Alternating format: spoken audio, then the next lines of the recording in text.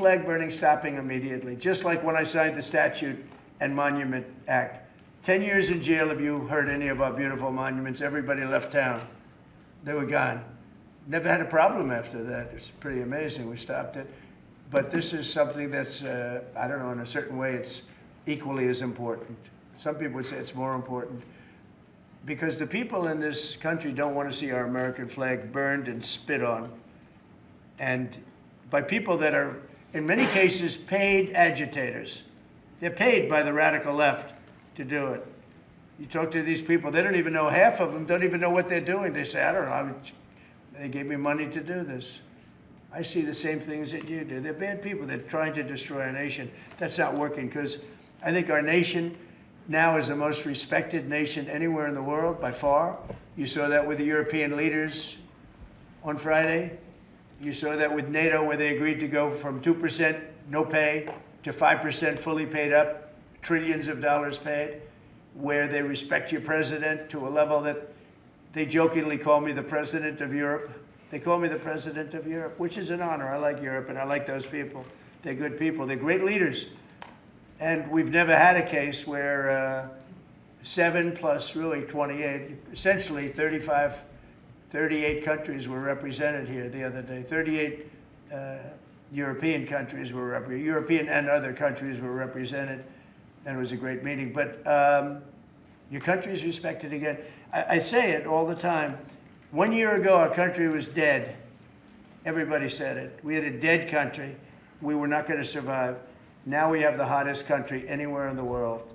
So it's an honor to be involved. And this group has a lot to do with it, right behind me.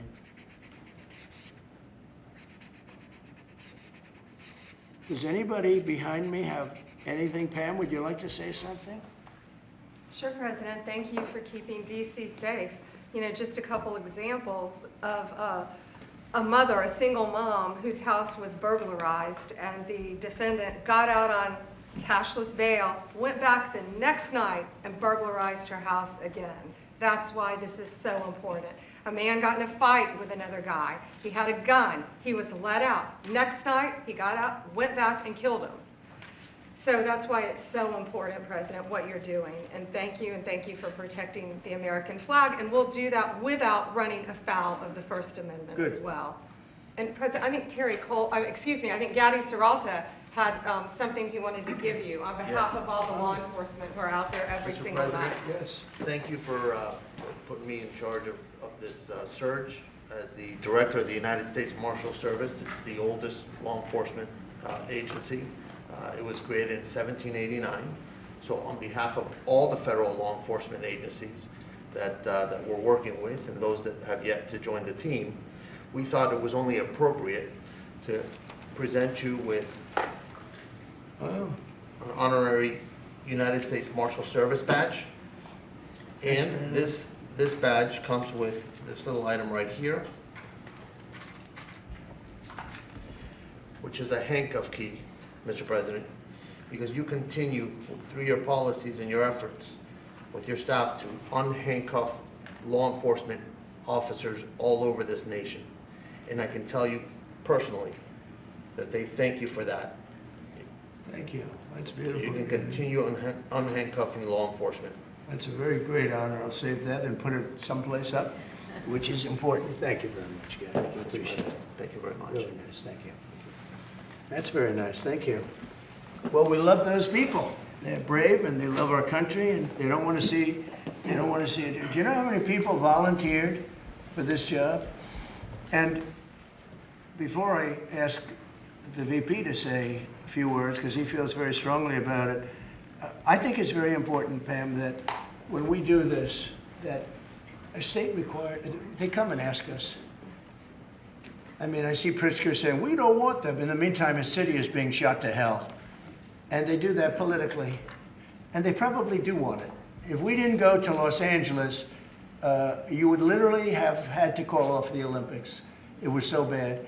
And the sheriff and the law enforcement people, but the sheriff said, and he came out very strongly, he said, if we didn't have these people, we were not able to control it. Now, 4 days later, after we had it totally under control, we did that quickly. He changed his tune a little bit. Well, I think we could have done it, you know.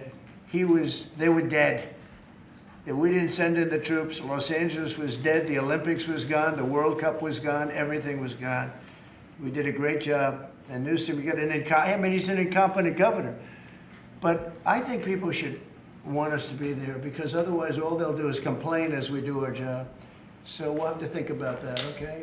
We go in, like in Washington, we go in and the people that are here that have been doing, I don't want to say terrible, because she happens, she's a nice woman, I guess. I don't care about if she's nice, I really don't care. I want her to do, I'd rather have her be horrible, but do the job. But we come into Washington and we have the 11 best days they've had here in 2 centuries. I mean, they've never seen anything like it. Let's go 2 decades. In over 20 years, they haven't seen anything like what happened. And now they're out there saying, we don't have crime in Washington. Well, that's true. For 11 days, you don't have crime. But before that, everybody was getting hit and mugged, and you people could not walk to your office without security. That's how unsafe it was.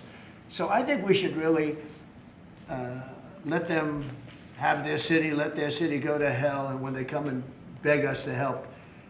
The only problem is we want to save it for the people, because the people want us there. The people here, 95% of the people here want us. The real people, not the people you find on, I don't know where you find these people. You have one person that has a broken nose, where'd you get it?